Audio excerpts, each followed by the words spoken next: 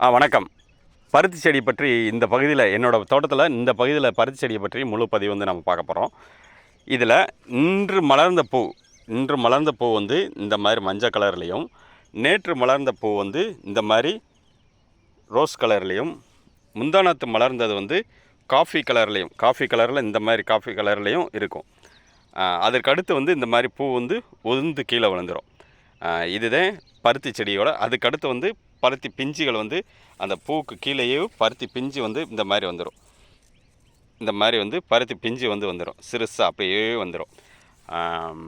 இந்த பகுதியில் விதைச்ச விதை பேர் வந்து ராசியில் ஸ்வீட்டுன்னு ஒரு ரகம். 2 அடிக்கு 1 அடி வந்து விதைக்கலாம் அப்படின்னு சொன்னாங்க. நானும் தூவி விட்டு இந்த பகுதியில் விதைக்கிறதுக்கு எனக்கு அந்த நேரம் கிடைக்கல. அப்படியே தூவி விட்டு தண்ணியை விட்டேன். செடி அருமையாக இருக்குது. அதாவது விதையில் ஒரு குறைபாடும் சொல்ல முடியாது. செடி அருமையாக இருக்குது. மகசூலும் அருமையாக இருக்குது. ஒரு செடிக்கு குறைந்தபட்சம் 50 காய் அளவுக்கு வந்து எல்லாம் பிடிச்சிருக்கு. இவ்வளோ நெருக்கெல்லாம் போட்டிருப்பான்னு சொல்லலாம், இவ்வளோ நெருக்க போட்டால் காய் பிடிக்காதுன்னு. அந்தளவுக்கு குறைந்தபட்சம் 50 காய்க்கு மேலே வந்து அந்தளவுக்கு இருக்குது. இதில் இடுபொருள் எதுவுமே, அதாவது கோழிச்சாணம் மட்டும்தான் கீழே கொடுத்தது. அதுக்கடுத்து நம்ம எதுவுமே இடுபொருள் வந்து கொடுக்கவே இல்லை. ப்ராமிஸாக சொல்கிறேன், இதில் எந்த இடுபொருளுமே கொடுக்கல, வெறும் கோழிச்சாணம் மட்டும்தான். அதுக்கடுத்து உயிர் உரங்களோ நுண்ணூட்ட சத்துக்களோ எதுவுமே கொடுக்கறதுக்கு நேரம் கிடைக்கல. அதுக்கடுத்து அப்படியே பண்ணி விட்டுட்டோம். மகசூல் அருமையான மகசூல், அது அருமையான செடி வந்து வளர்ந்துருக்கு. ஆனால் ரொம்ப ரொம்ப ரொம்ப முக்கியமானது, ஆனால் இதில் என்ன பிரச்சனை வருதுன்னா, இதே பகுதியில் 2 வருடத்துக்கு முன்னாடி 3 வருடம், அதாவது இது 3 வருடத்துக்கு முன்னாடி பருத்தி விதைச்சதில் சுமார் லாபம் மட்டுமே 2 லட்சம் மேலே வந்துடுச்சு. லாபம் மட்டுமே 2 லட்சம். இதில் வெறும் பருத்தியில் மட்டுமே லாபம் மட்டும் 2 லட்சம் வந்தது. செடி எப்படி முளைச்சிருக்கு பாருங்கள். ஒவ்வொரு பக்கங்களையும் லாபம் மட்டுமே 2 லட்சம் வந்துச்சு. ஆனால் இப்போ வந்து லாபமே கிடைக்கல. காரணம், காட்டுப்பன்றி பிரித்து மேயுது. கொஞ்சம் நஞ்சம் கிடையாது. இது சொல்லி இது வந்து இல்லை, நீங்கள் இந்த மருந்து வைங்க, இயற்கையில் மருந்து வைங்க, செயற்கையில் மருந்து வைங்க அப்படின்னு எல்லாம் சொல்லலாம். எல்லா மருந்தும் வச்சு பார்த்தாச்சு. நானாவது பரவாயில்ல. என்னோடய பண்ணையில் ஒரு பகுதியில் வந்து ஒரு விவசாயி வந்து செயற்கை விவசாயி தான். அவர் வந்து இந்த செயற்கை விவசாயத்தில் குருணை மருந்துன்னு சொல்லி அதை வச்சார். கயிறு கட்டினார், சேலையை கட்டினார், அவுட்டரில் எல்லாம் பார்டரில் எல்லாம் முள் போட்டு அதை போட்டு இது போட்டு எல்லாம் மூடி பார்த்தார். எதுவுமே அடங்கலை. காட்டுப்பன்றி பிரித்து மேய்ஞ்சிருச்சு. அவர் சுமார் 5 ஏக்கரில் வந்து பருத்தி விவசாயம் செய்திருக்காரு. அதை ஒரு நாளைக்கு ஷார்ட்ஸில் வந்து போடுறேன், அவரோட பண்ணை நிலவரத்தை. என்னோடய பண்ணையிலேருந்து பார்த்தாலே அவரோட பண்ணை வந்து தெரியும், ஒரு பகுதியில் வந்து தெரியும். அது ஷார்ட்ஸில் வந்து போடுறேன், பார்த்தாலே தெரியும் எப்படி அவரோட பண்ணையை வந்து சேதப்படுத்தியிருக்குன்னு. ஒரு காய் கூட மிச்சமாகலையாம், அவ்வளோ பருத்தியும் மேய்ஞ்சிருச்சு. இப்போ இதில் காய் இருக்குது அப்படின்னு காரணம் என்னென்னா, இந்த பகுதியில் வர்றது போல் நம்ம வந்து குறைந்த அளவு தான் பயிர் செஞ்சுருக்கோம்.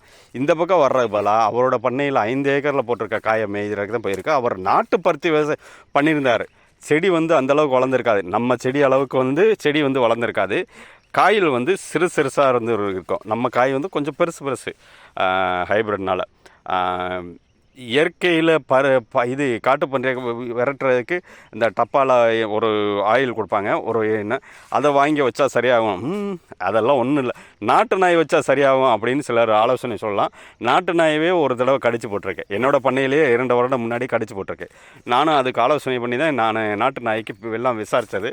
வேணா நாட்டு நாயும் கடிச்சு போட்டிருக்கு. கடித்து செத்து போய் ஒரு இடத்துல இருந்திருக்கு. நான் பாம்பு கடிச்சதுன்னு தான் நான் நினச்சேன். விசாரிக்கும் போதும் தெரியுது அது நாட்டு நாய். அதை பன்றினால் கடிச்சு அப்படியே விழுந்திருக்கு.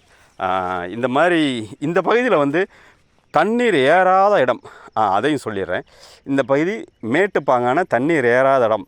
அதாவது இப்படி சுற்றி, அதாவது இந்த பக்கம் தண்ணி போயிருக்கும், இந்த பக்கமும் தண்ணி போயிருக்கும். இது வந்து இந்த பகுதியில் வந்து தண்ணீர் போகாத இடம். தண்ணீர் போகாத மேட்டு பகுதியில் தான் பருத்தி செடி நல்ல மகசூல், அருமையான மகசூல். இது தண்ணீர் தேங்கி நின்று பள்ளமாக இருக்கிற பகுதியில் வந்து அப்படியே செடி வந்து அமுங்கி இருக்குது. செடி வந்து வளர்ச்சி இல்லை.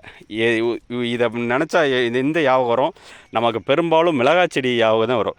மிளகாய் செடி வந்து மழை காலத்தில், அடமழை காலத்தில் வந்து பருத்தி செடியை நட்டோம்னா, மிளகாய் செடியை நட்டோம்னா மழை பெய்ய பெய்ய வந்து செடி வந்து அப்படியே அமுங்கிரும். வேரில் காற்றோட்டம் போகாமல் வேர் வந்து அப்படியே இறுகிருச்சுன்னா, மண் வந்து இறுகிருச்சுன்னா, வேரில் வந்து இறுகிருச்சுன்னா அந்த செடி வந்து அந்தளவுக்கு எந்திரிக்காது, அதாவது வளர்ச்சி இருக்காது. என்னதான் ஊட்டம் கொடுத்தாலும், அதை ஹூமிக்கு சீவீடு சாணம் ஊட்டமீற தொழுவுற எது கொடுத்தாலும் அடைமழையிலையோ மண் இறுகிட்ட பிறகு அதுக்கடுத்து என்ன உரம் கொடுத்தாலும் செடி வந்து எந்திரிக்காது.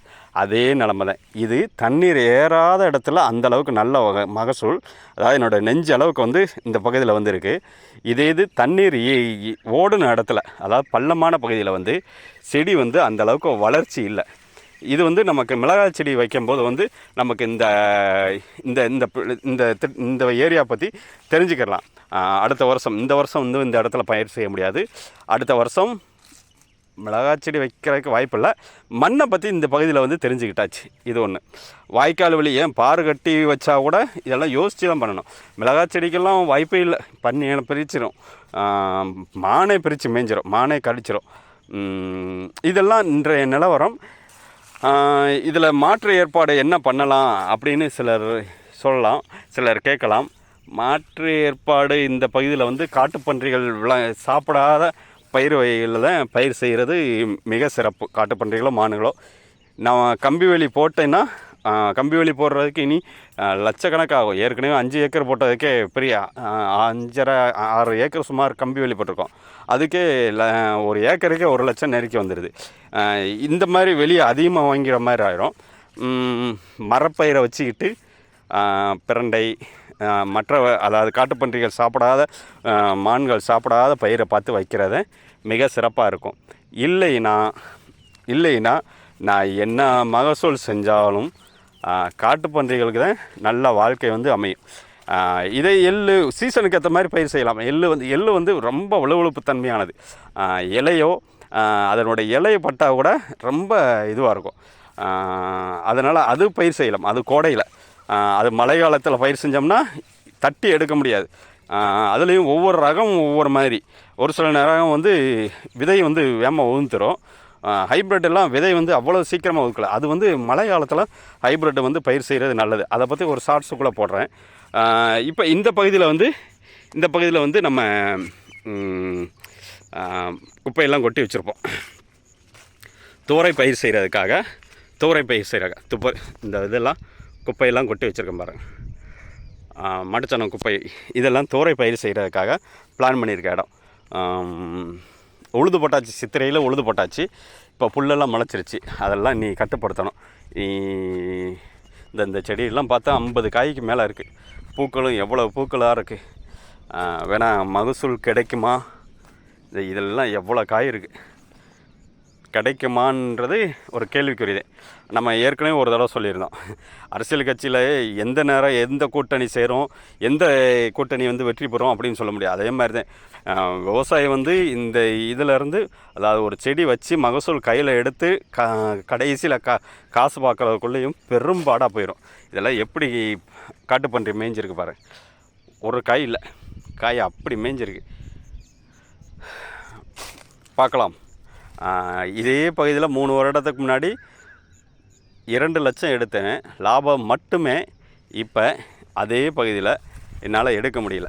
காரணம், இதெல்லாம் எள்ளுச்செடி அறுவடை செஞ்சாச்சு. இடையில களை எடுக்க வேண்டாம்னு நினச்சிட்டு இருந்தேன். இருந்தாலும் கொஞ்சம் மனசு கேட்கல. எள்ளுச்செடி பார்த்தீங்கன்னா தெரியும் எப்படி எவ்வளோ பெருசாக இருக்குன்னு. 10 களை, பக்க கிளையில் 10க்கு மேலே. அந்தளவுக்கெல்லாம் நல்ல மகசூல் வந்து கிடச்சி. இருந்தாலும் இது மனசு கேட்கல, களை எடுக்காமல் மிஷினை வச்சு ஆரம்பிச்சிருக்கேன். பார்க்கலாம். ஒரு 2 நாள் 3 நாள் உழைப்பு வேஸ்ட்டானாலும் ஒன்று களையை கட்டுப்படுத்துகிறதுலையோ அல்லது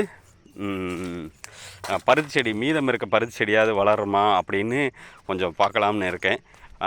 இருக்கிற பருத்தி செடியை பாதுகாக்கிறதுக்கு ஓரளவு ஏற்பாடு செய்துட்ருக்கேன். அந்த ஏற்பாடு சக்ஸஸ் ஆகுமா அப்படின்னா கேள்விக்குறியேன். அதுக்கு ஒரே தீர்வு வந்து உயிர்வேலி மட்டும்தான். என்னையை பொறுத்தளவு உயிர்வேலி மட்டும்தான் தீர்வு.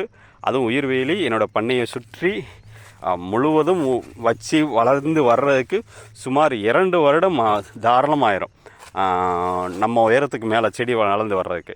அந்த 2 வருடத்தில் எனக்கு மகசூல் லாபம் கிடைக்குமானா இந்த அதாவது வெளியே பொருளை ஒரு சில பொருள் வந்து உற்பத்தி செய்து வெளியே விற்பனை செய்தால் மட்டும்தான், பிரண்டை பொடி, பிரண்டை தொக்கு இந்த மாதிரி விற்பனை செய்தால் மட்டும்தான் ஓரளவு வந்து லாபம் கிடைக்கும். ஓகே, நன்றி.